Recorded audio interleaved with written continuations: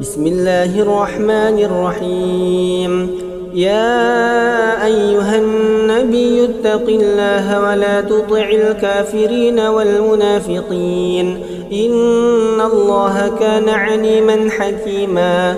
واتبع ما يوحى إليك من ربك إن الله كان بما تعملون خبيرا. وتوكل على الله وكفى بالله وكيلا. ما جعل الله لرجل من قلبين في جوفه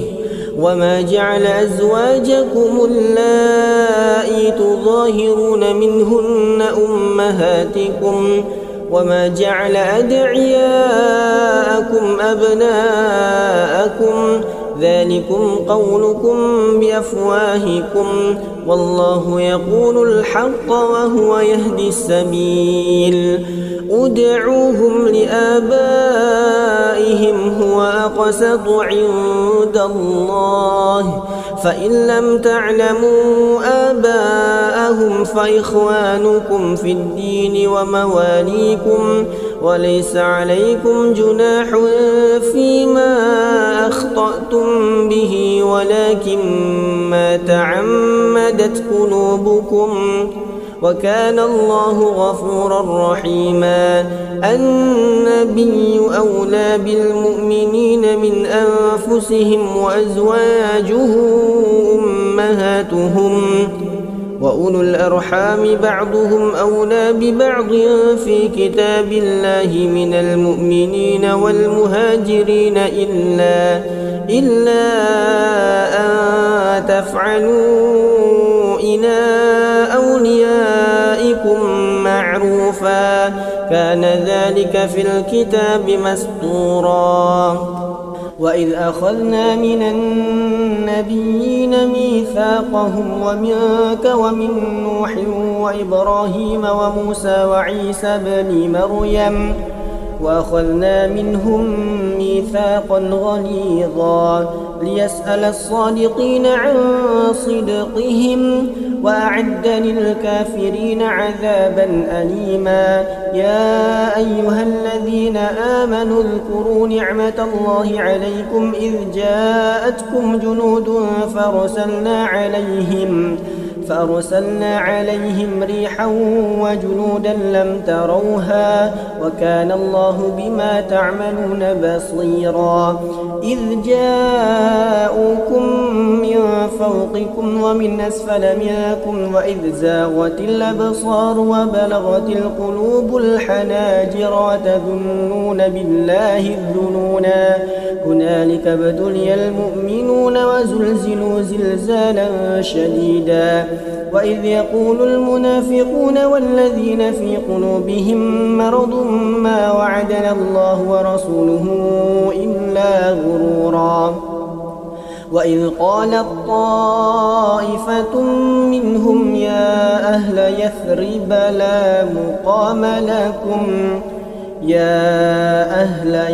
لا مقام لكم فارجعوا. ويستأذن فريق منهم النبي يقولون إن بيوتنا عورة وما هي بعورة إن يريدون إلا فرارا. ولو دخلت عليهم من أقطارها ثم سئلوا الفتنة لآتوها وما تلبثوا بها إلا يسيرا. ولقد كانوا عاهدوا الله من قبل لا يولون الأدبار وكان عهد الله مسؤولا. قل لن ينفعكم الفرار إن فررتم من الموت أو القتل وإذا لا تمتعون إلا قليلا. قل من ذا الذي يعصمكم من الله إن أراد بكم سوءا أو أراد بكم رحمة ولا يجدون لهم من دون الله وليا ولا نصيرا. قد يعلم الله المعوقين منكم والقائلين لإخوانهم هلم إلينا ولا يأتون البأس إلا قليلا. أشحة عليكم فإذا جاء الخوف رأيتهم ينظرون إليك تدور أعينهم كالذي يغشى عليه من الموت فإذا ذهب الخوف سلقوكم بألسنة حداد أشحة على الخير أولئك لم يؤمنوا فأحبط الله أعمالهم وكان ذلك على الله يسيرا يحسبون الأحزاب لم يذهبوا وإن يأتي الأحزاب يودوا لو أنهم بادون في الأعراب يسألون عن أنبائكم ولو كانوا فيكم ما قاتلوا إلا قليلا لقد كان لكم في رسول الله أسوة حسنة لمن كان يرجو الله واليوم الآخر وذكر الله كثيرا ولما رأى المؤمنون الأحزاب قالوا هذا ما وعدنا الله ورسوله وصدق الله ورسوله وما زادهم إلا إيمانا وتسليما من المؤمنين رجال صدقوا ما عاهدوا الله عليه فمنهم من قضى نحبه ومنهم من ينتظر وما بدلوا تبديلا ليجزي الله الصادقين بصدقهم ويعذب المنافقين إن شاء أو يتوب عليهم إن الله كان غفورا رحيما ورد الله الذين كفروا بغيظهم لم ينالوا خيرا وكفى الله المؤمنين القتال وكان الله قويا عزيزا وأنزل الذين ظاهروهم من أهل الكتاب من صياصيهم وقذف في قلوبهم الرعب فريقا تقتلون وتأسرون فريقا وأورثكم أرضهم وديارهم وأموالهم وأرضا لم تطئوها وكان الله على كل شيء قديرا يا أيها النبي قل لأزواجك إن كنتن تردن الحياة الدنيا وزينتها فتعالين أمتعكن وأسرحكن سراحا جميلا وإن كنتن تردن الله ورسوله والدار الآخرة فإن الله أعد للمحسنات منكن أجرا عظيما يا نساء النبي من يأت منكن بفاحشة مبينة يضاعف لها العذاب ضعفين وكان ذلك على الله يسيرا ومن يقنت منكن لله ورسوله وتعمل صالحا نؤتها أجرها مرتين وأعتدنا لها رزقا كريما يا نساء النبي لستن كأحد من النساء إن اتقيتن فلا تخضعن بالقول فيطمع الذي في قلبه مرض وقلن قولا معروفا وقرن في بيوتكن ولا تبرجن تبرج الجاهلية الأولى وأقمنا الصلاة وآتينا الزكاة وأطعنا الله ورسوله إنما يريد الله ليذهب عنكم الرجس أهل البيت ويطهركم تطهيرا واذكرن ما يتلى في بيوتكن من آيات الله والحكمة إن الله كان لطيفا خبيرا إن المسلمين والمسلمات والمؤمنين والمؤمنات والقانتين والقانتات والصادقين والصادقات والصابرين والصابرات والخاشعين والخاشعات والمتصدقين والمتصدقات والصائمين والصائمات والحافظين فروجهم والحافظات والذاكرين الله كثيرا والذاكرات أعد الله لهم مغفرة وأجرا عظيما. وما كان لمؤمن ولا مؤمنة إذا قضى الله ورسوله أمرا أن يكون لهم الخيرة من أمرهم ومن يعص الله ورسوله فقد ضل ضلالا مبينا. وإذ تقول للذي أنعم الله عليه وأنعمت عليه أمسك عليك زوجك واتق الله وتخفي في نفسك ما الله مبديه وتخشى الناس والله أحق أن تخشاه. فلما قضى زيد منها وطرا زوجناكها لكي لا يكون على المؤمنين حرج في أزواج أدعيائهم إذا قضوا منهن وطرا وكان أمر الله مفعولا. ما كان على النبي من حرج فيما فرض الله له سنة الله في الذين خلوا من قبل وكان أمر الله قدرا مقدورا. الذين يبلغون رسالات الله ويخشونه ولا يخشون أحدا إلا الله وكفى بالله حسيبا. ما كان محمد أبا أحد من رجالكم ولكن رسول الله وخاتم النبيين وكان الله بكل شيء عليما. يا أيها الذين آمنوا اذكروا الله ذكرا كثيرا وسبحوه بكرة وأصيلا. هو الذي يصلي عليكم وملائكته ليخرجكم من الظلمات إلى النور وكان بالمؤمنين رحيما. تحيتهم يوم يلقونه سلام وأعد لهم أجرا كريما. يا أيها النبي إنا أرسلناك شاهدا ومبشرا ونذيرا وداعيا إلى الله بإذنه وسراجا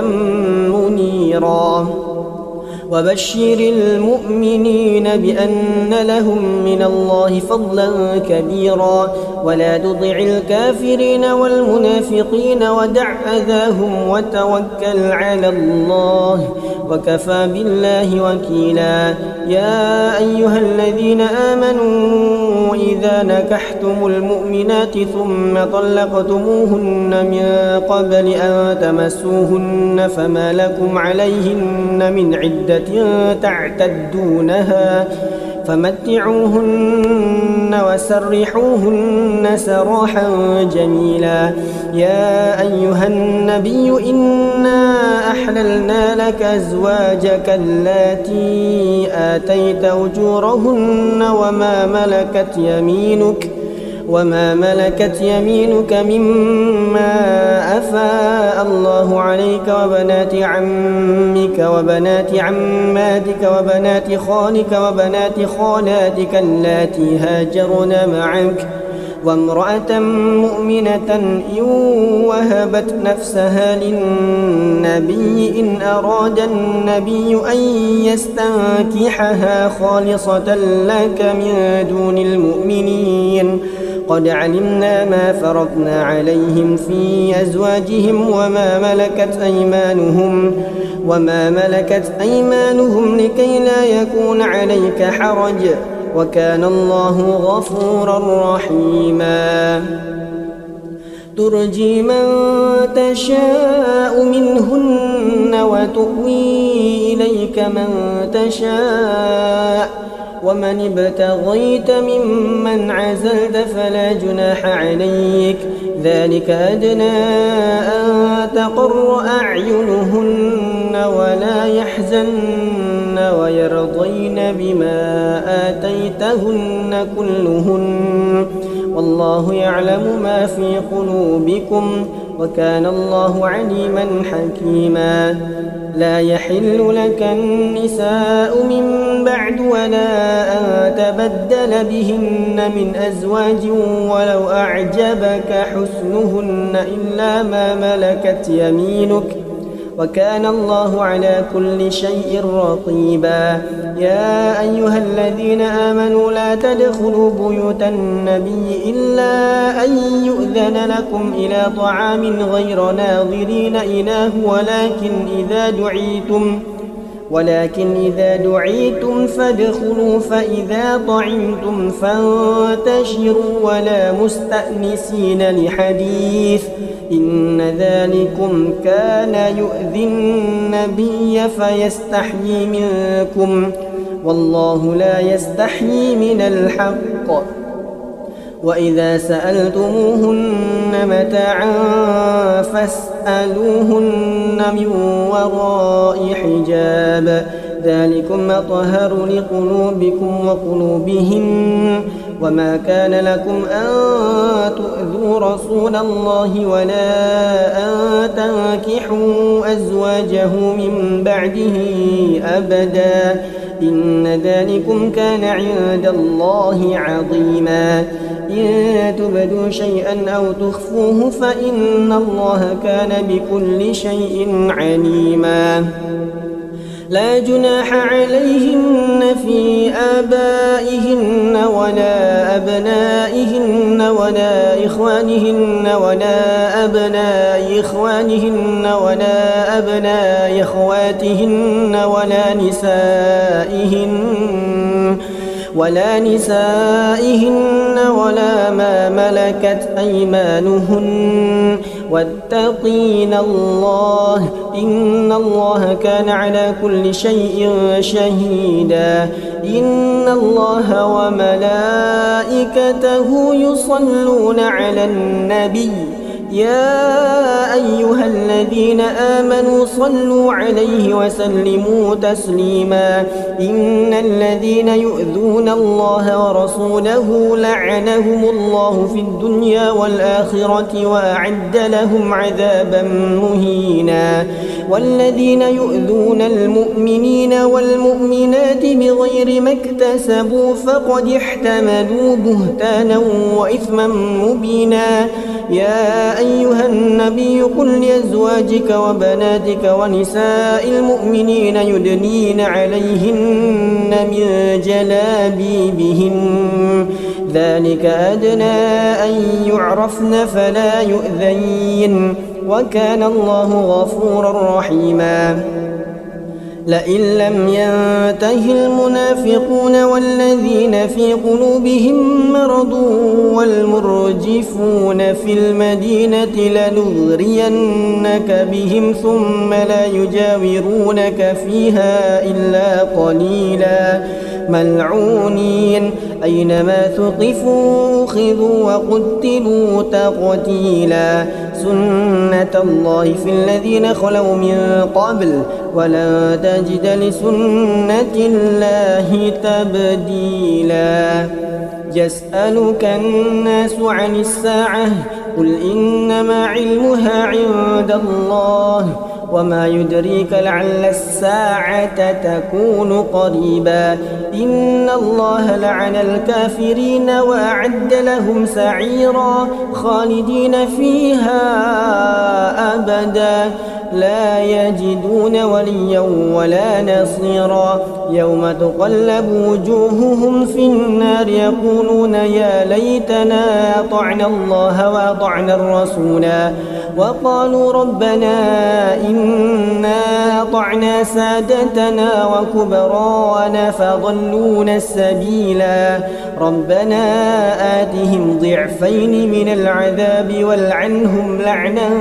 كبيرا. يا أيها الذين آمنوا لا تكونوا كالذين آذوا موسى فبرأه الله مما قالوا وكان عند الله وجيها. يا يا أيها الذين آمنوا اتقوا الله وقولوا قولا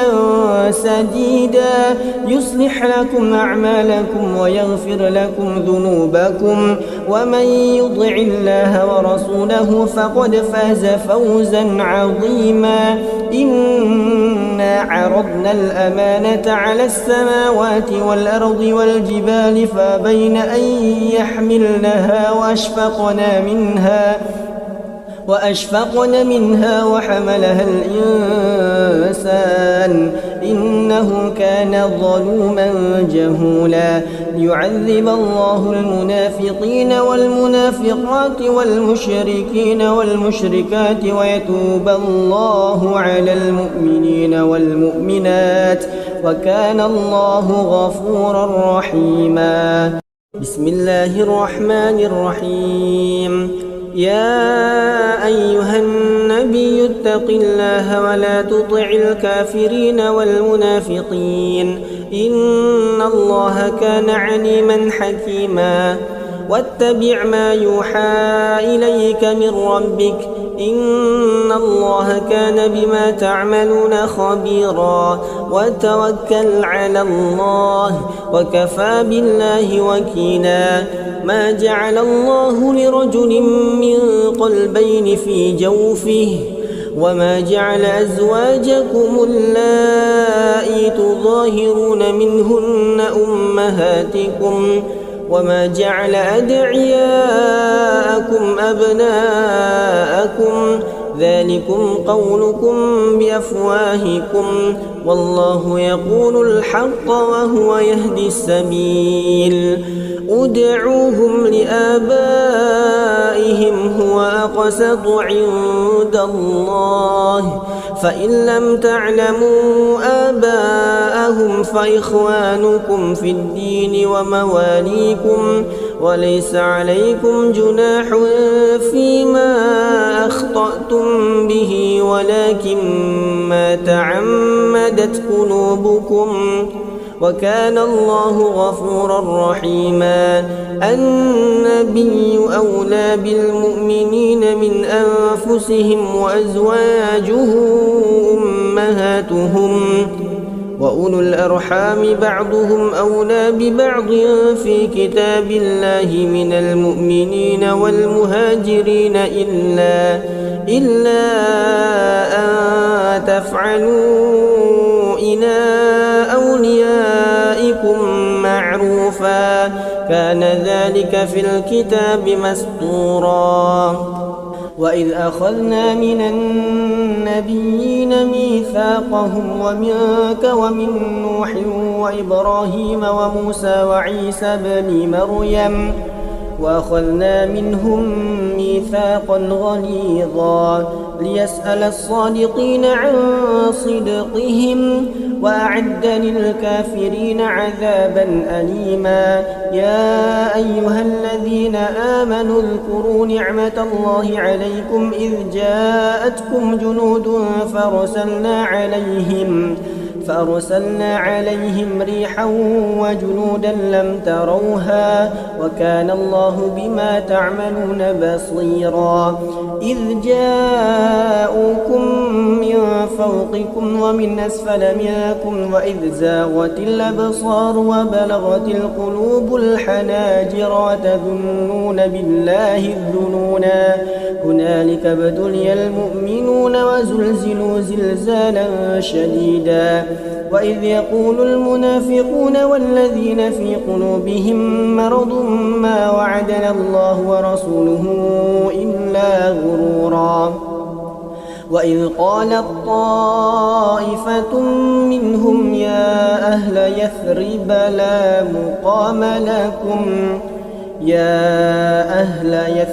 لا مقام لكم فارجعوا ويستأذن فريق منهم النبي يقولون إن بيوتنا عورة وما هي بعورة إن يريدون إلا فرارا. ولو دخلت عليهم من أقطارها ثم سئلوا الفتنة لآتوها وما تلبثوا بها إلا يسيرا. ولقد كانوا عاهدوا الله من قبل لا يولون الأدبار وكان عهد الله مسؤولا قل لن ينفعكم الفرار إن فررتم من الموت أو القتل وإذا لا تمتعون إلا قليلا قل من ذا الذي يعصمكم من الله إن أراد بكم سوءا أو أراد بكم رحمة ولا يجدون لهم من دون الله وليا ولا نصيرا قد يعلم الله المعوقين منكم والقائلين لإخوانهم هلم إلينا ولا يأتون البأس إلا قليلا أشحة عليكم فإذا جاء الخوف رأيتهم ينظرون إليك تدور أعينهم كالذي يغشى عليه من الموت فإذا ذهب الخوف سلقوكم بألسنة حداد أشحة على الخير أولئك لم يؤمنوا فأحبط الله أعمالهم وكان ذلك على الله يسيرا يحسبون الأحزاب لم يذهبوا وإن يأتي الأحزاب يودوا لو أنهم بادون في الأعراب يسألون عن أنبائكم ولو كانوا فيكم ما قاتلوا إلا قليلا لقد كان لكم في رسول الله أسوة حسنة لمن كان يرجو الله واليوم الآخر وذكر الله كثيرا ولما رأى المؤمنون الأحزاب قالوا هذا ما وعدنا الله ورسوله وصدق الله ورسوله وما زادهم إلا إيمانا وتسليما من المؤمنين رجال صدقوا ما عاهدوا الله عليه فمنهم من قضى نحبه ومنهم من ينتظر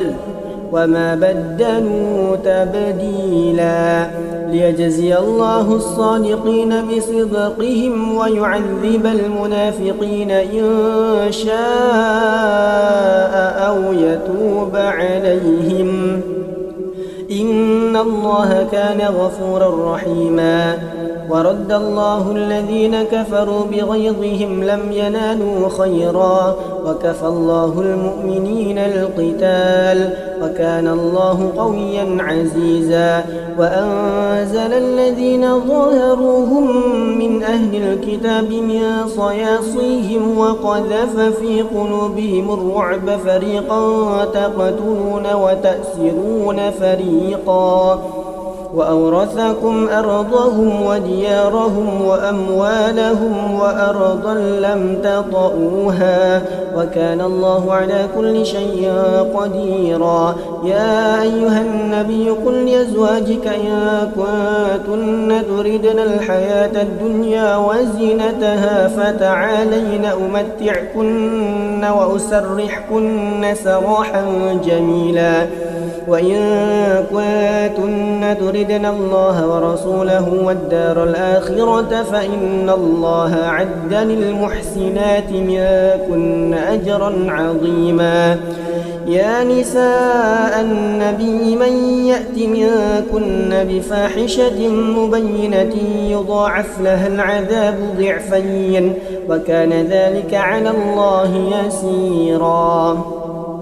ومن يقنت منكن لله ورسوله وتعمل صالحا نؤتها أجرها مرتين وأعتدنا لها رزقا كريما يا نساء النبي لستن كأحد من النساء إن اتقيتن فلا تخضعن بالقول فيطمع الذي في قلبه مرض وقلن قولا معروفا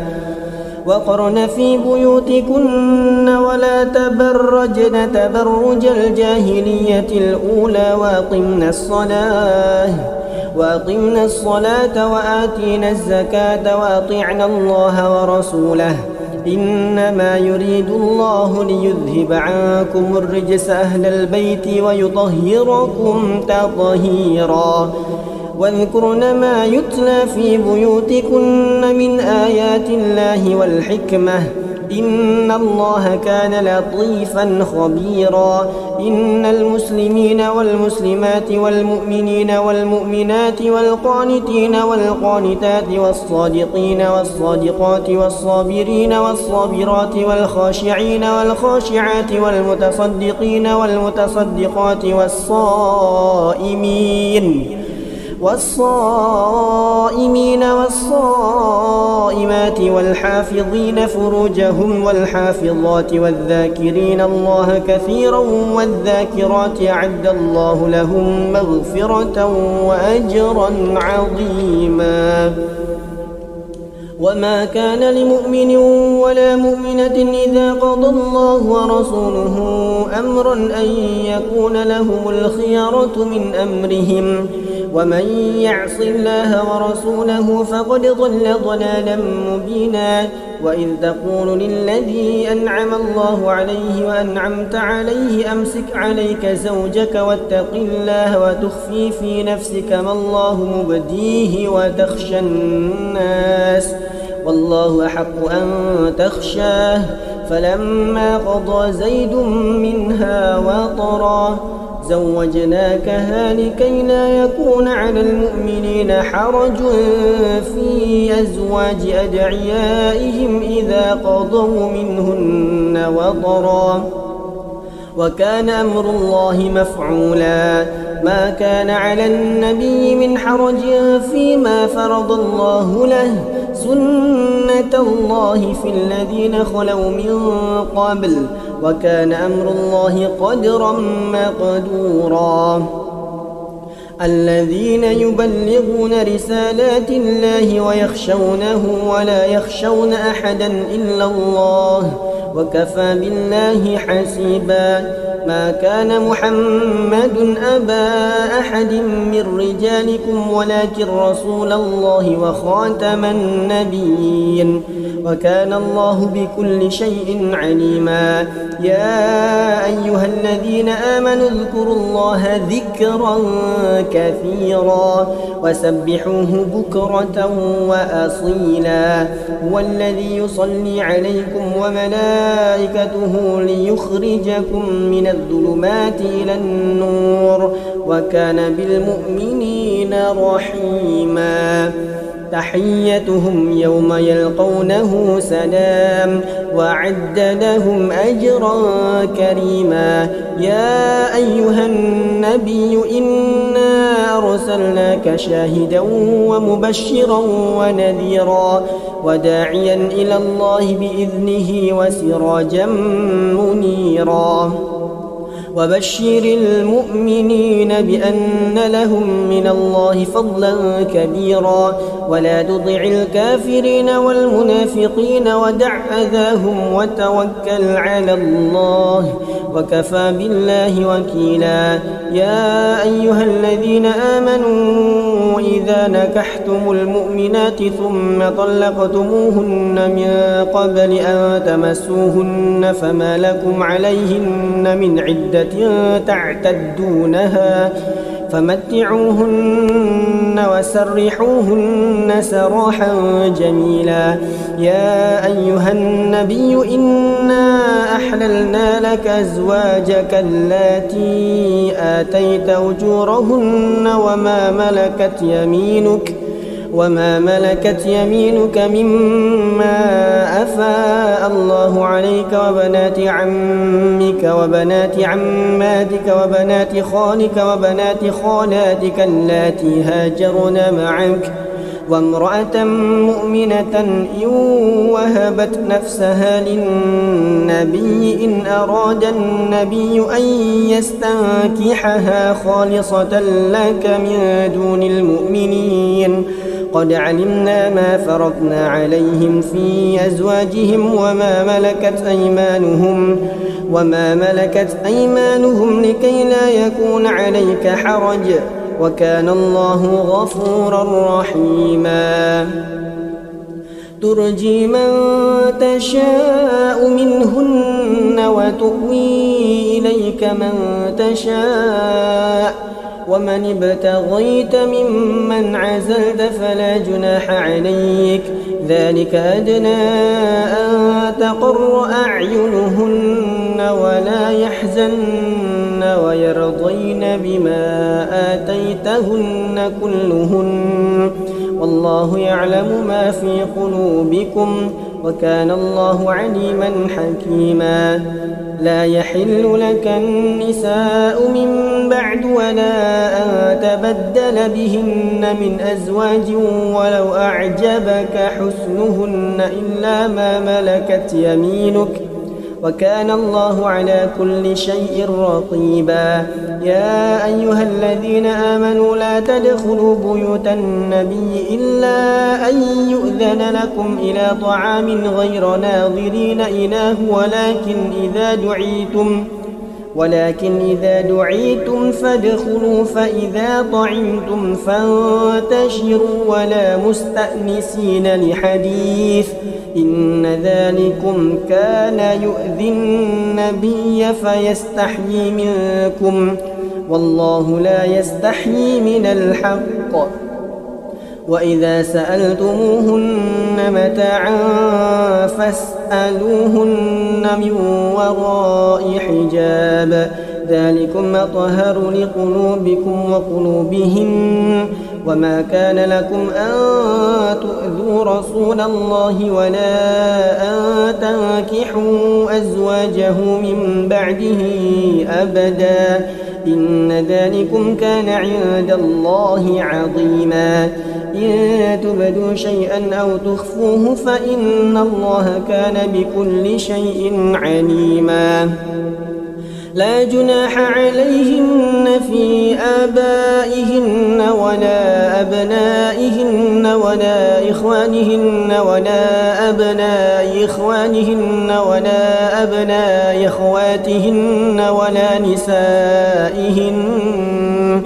ولا نسائهن ولا ما ملكت أيمانهن واتقين الله إن الله كان على كل شيء شهيدا إن الله وملائكته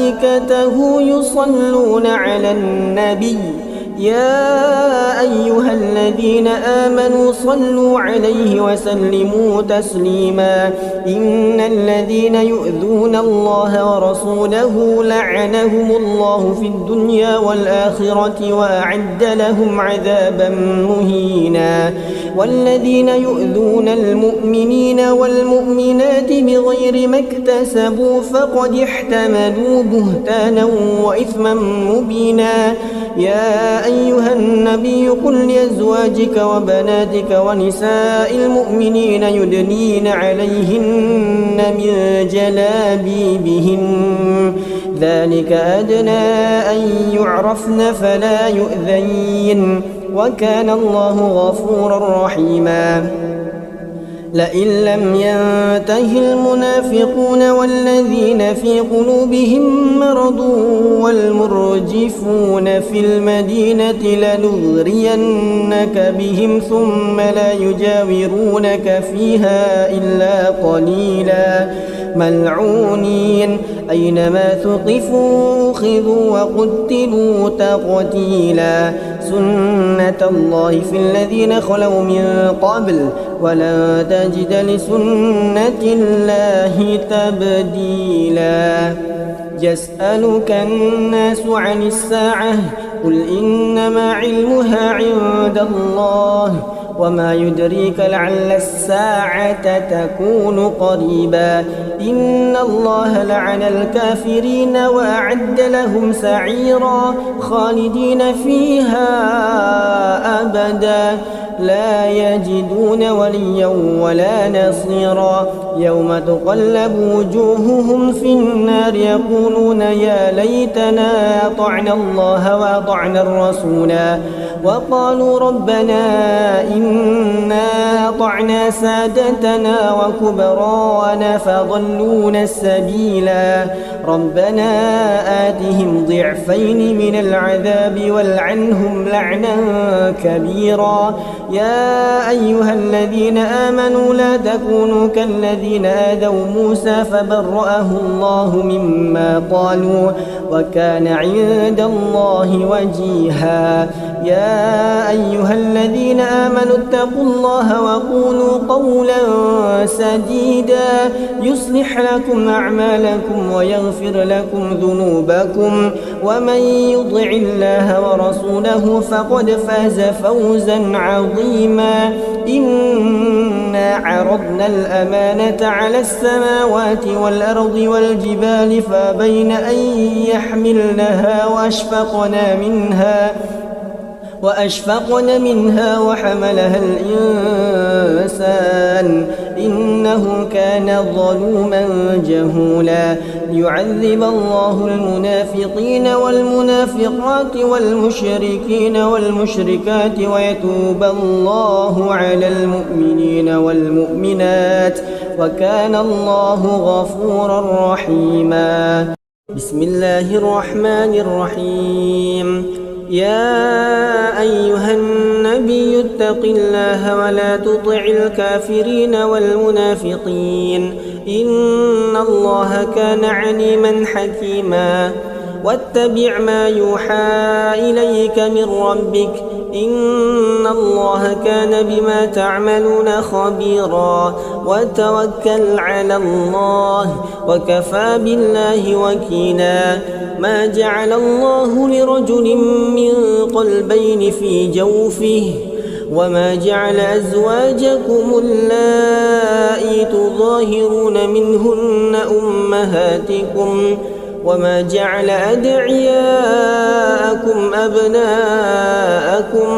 ذلكم قولكم بأفواهكم والله يقول الحق وهو يهدي السبيل ادعوهم لآبائهم هو أقسط عند الله فإن لم تعلموا آباءهم فإخوانكم في الدين ومواليكم وليس عليكم جناح فيما أخطأتم به ولكن ما تعمدت قلوبكم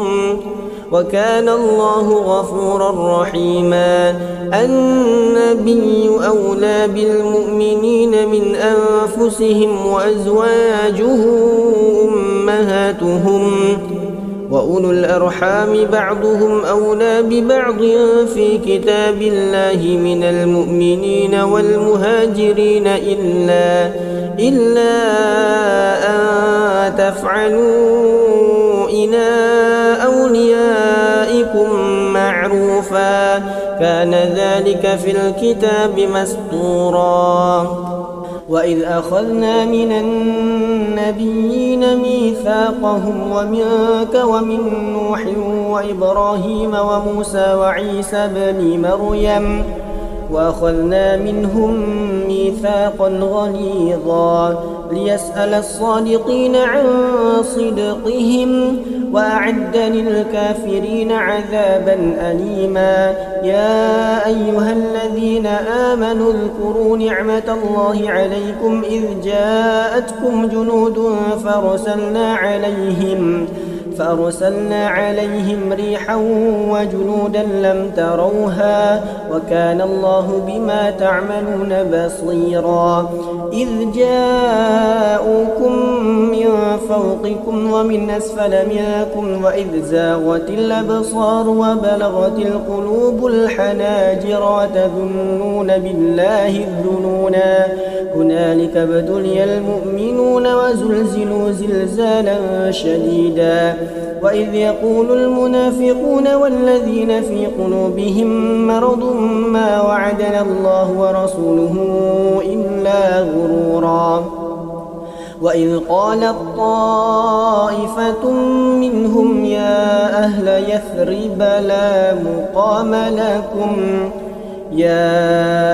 يثرب لا مقام لكم فارجعوا ويستأذن فريق منهم النبي يقولون إن بيوتنا عورة وما هي بعورة إن يريدون إلا فرارا ولو دخلت عليهم من أقطارها ثم سئلوا الفتنة لآتوها وما تلبثوا بها إلا يسيرا ولقد كانوا عاهدوا الله من قبل لا يولون الأدبار وكان عهد الله مسؤولا قل لن ينفعكم الفرار إن فررتم من الموت أو القتل وإذا لا تمتعون إلا قليلا قل من ذا الذي يعصمكم من الله إن أراد بكم سوءا أو أراد بكم رحمة ولا يجدون لهم من دون الله وليا ولا نصيرا قد يعلم الله المعوقين منكم والقائلين لإخوانهم هلم إلينا ولا يأتون البأس إلا قليلا أشحة عليكم فإذا جاء الخوف رأيتهم ينظرون إليك تدور أعينهم كالذي يغشى عليه من الموت فإذا ذهب الخوف سلقوكم بألسنة حداد أشحة على الخير أولئك لم يؤمنوا فأحبط الله أعمالهم وكان ذلك على الله يسيرا يحسبون الأحزاب لم يذهبوا وإن يأتي الأحزاب يودوا لو أنهم بادون في الأعراب يسألون عن أنبائكم ولو كانوا فيكم ما قاتلوا إلا قليلا لقد كان لكم في رسول الله أسوة حسنة لمن كان يرجو الله واليوم الآخر وذكر الله كثيرا ولما رأى المؤمنون الأحزاب قالوا هذا ما وعدنا الله ورسوله وصدق الله ورسوله وما زادهم إلا إيمانا وتسليما من المؤمنين رجال صدقوا ما عاهدوا الله عليه فمنهم من قضى نحبه ومنهم من ينتظر وما بدلوا تبديلا ليجزي الله الصادقين بصدقهم ويعذب المنافقين إن شاء أو يتوب عليهم إن الله كان غفورا رحيما ورد الله الذين كفروا بغيظهم لم ينالوا خيرا وكفى الله المؤمنين القتال وكان الله قويا عزيزا وأنزل الذين ظاهروهم من أهل الكتاب من صياصيهم وقذف في قلوبهم الرعب فريقا تقتلون وتأسرون فريقا وأورثكم أرضهم وديارهم وأموالهم وأرضا لم تطئوها وكان الله على كل شيء قديرا يا أيها النبي قل لأزواجك إن كنتن تردن الحياة الدنيا وزينتها فتعالين أمتعكن وأسرحكن سراحا جميلا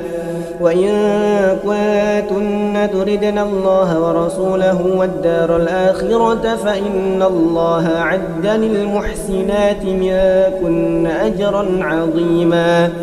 يا نساء النبي من يأت منكن بفاحشة مبينة يضاعف لها العذاب ضعفين وكان ذلك على الله يسيرا ومن يقنت منكن لله ورسوله وتعمل صالحا نؤتها أجرها مرتين وأعتدنا لها رزقا كريما يا نساء النبي لستن كأحد من النساء إن اتقيتن فلا تخضعن بالقول فيطمع الذي في قلبه مرض وقلن قولا معروفا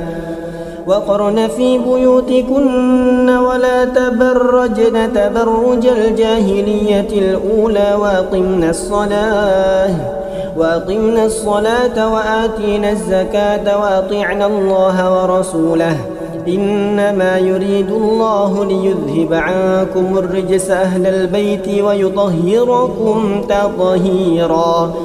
واذكرن ما يتلى في بيوتكن من آيات الله والحكمة إن الله كان لطيفا خبيرا إن المسلمين والمسلمات والمؤمنين والمؤمنات والقانتين والقانتات والصادقين والصادقات والصابرين والصابرات والخاشعين والخاشعات والمتصدقين والمتصدقات والصائمين والصائمات والحافظين فروجهم والحافظات والذاكرين الله كثيرا والذاكرات أعد الله لهم مغفرة وأجرا عظيما وما كان لمؤمن ولا مؤمنة إذا قضى الله ورسوله أمرا أن يكون لهم الخيرة من أمرهم ومن يعص الله ورسوله فقد ضل ضلالا مبينا وإذ تقول للذي أنعم الله عليه وأنعمت عليه أمسك عليك زوجك واتق الله وتخفي في نفسك ما الله مبديه وتخشى الناس والله أحق أن تخشاه فلما قضى زيد منها وطرا زوجناكها لكي لا يكون على المؤمنين حرج في أزواج أدعيائهم إذا قضوا منهن وطرا وكان أمر الله مفعولا ما كان على النبي من حرج فيما فرض الله له سنة الله في الذين خلوا من قبل وكان أمر الله قدرا مقدورا الذين يبلغون رسالات الله ويخشونه ولا يخشون أحدا إلا الله وكفى بالله حسيبا ما كان محمد أبا أحد من رجالكم ولكن رسول الله وخاتم النبيين وكان الله بكل شيء عليما يا أيها الذين آمنوا اذكروا الله ذكرا كثيرا وسبحوه بكرة وأصيلا هو الذي يصلي عليكم وملائكته ليخرجكم من الظلمات إلى النور وكان بالمؤمنين رحيما تحيتهم يوم يلقونه سلام وأعد لهم أجرا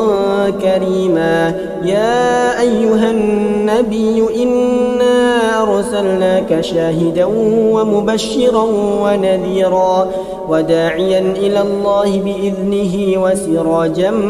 منيرا وبشر المؤمنين بأن لهم من الله فضلا كبيرا ولا تطع الكافرين والمنافقين ودع أذاهم وتوكل على الله وكفى بالله وكيلا يا أيها الذين آمنوا إذا نكحتم المؤمنات ثم طلقتموهن من قبل أن تمسوهن فما لكم عليهن من عدة تعتدونها فمتعوهن وسرحوهن سراحا جميلا. يا أيها النبي إنا أحللنا لك أزواجك اللاتي آتيت أجورهن وما ملكت يمينك مما أفاء الله عليك وبنات عمك وبنات عماتك وبنات خالك وبنات خالاتك اللاتي هاجرن معك وامرأة مؤمنة إن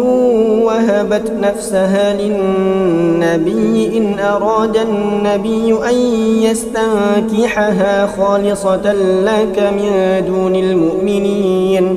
قد علمنا ما فرضنا عليهم في أزواجهم وما ملكت أيمانهم لكي لا يكون عليك حرج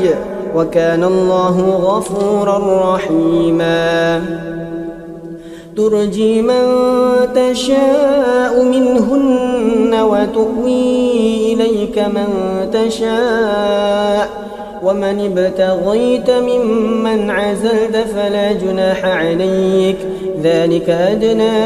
أن تقر أعينهن ولا يحزن ويرضين بما آتيتهن كلهن والله يعلم ما في قلوبكم وكان الله عليما حكيما. لا يحل لك النساء من بعد ولا أن تبدل بهن من أزواج ولو أعجبك حسنهن إلا ما ملكت يمينك وكان الله على كل شيء رقيبا. يا أيها الذين آمنوا لا تدخلوا بيوت النبي إلا أن يؤذن لكم إلى طعام غير ناظرين إناه ولكن إذا دعيتم فادخلوا فإذا طعمتم فانتشروا ولا مستأنسين لحديث إن ذلكم كان يؤذي النبي فيستحيي منكم والله لا يستحيي من الحق. وإذا سألتموهن متاعا فاسألوهن من وراء حجاب ذلكم أطهر لقلوبكم وقلوبهن. وما كان لكم أن تؤذوا رسول الله ولا أن تنكحوا أزواجه من بعده أبدا إن ذلكم كان عند الله عظيما. إن تبدوا شيئا أو تخفوه فإن الله كان بكل شيء عليما. لا جناح عليهن في آبائهن ولا أبنائهن ولا إخوانهن ولا أبناء إخوانهن ولا أبناء إخواتهن ولا نسائهن ولا ما ملكت أيمانهن واتقين الله إن الله كان على كل شيء شهيدا. إن الله وملائكته يصلون على النبي يا أيها الذين آمنوا صلوا عليه وسلموا تسليما. إن الذين يؤذون الله ورسوله لعنهم الله في الدنيا والآخرة وأعد لهم عذابا مهينا. والذين يؤذون المؤمنين والمؤمنات بغير ما اكتسبوا فقد احتملوا بهتانا وإثما مبينا. يا أيها النبي قل لأزواجك وبناتك ونساء المؤمنين يدنين عليهن من جلابيبهن ذلك أدنى أن يعرفن فلا يؤذين وكان الله غفورا رحيما. لئن لم ينته المنافقون والذين في قلوبهم مرض والمرجفون في المدينة لنغرينك بهم ثم لا يجاورونك فيها إلا قليلا ملعونين أينما ثقفوا أخذوا وقتلوا تقتيلا سنة الله في الذين خلوا من قبل ولن تجد لسنة الله تبديلا يسألك الناس عن الساعة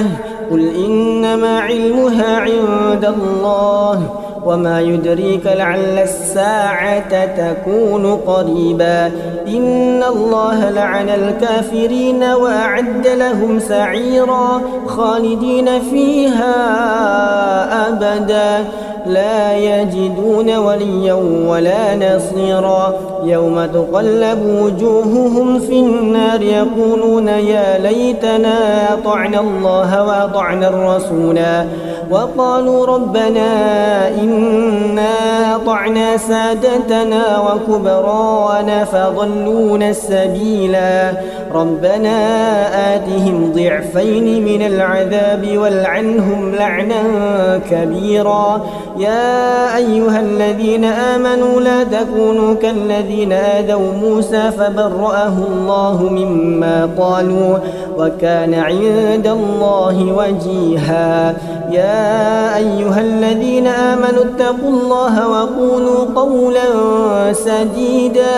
يصلح لكم أعمالكم ويغفر لكم ذنوبكم ومن يطع الله ورسوله فقد فاز فوزا عظيما إنا عرضنا الأمانة على السماوات والأرض والجبال فأبين أن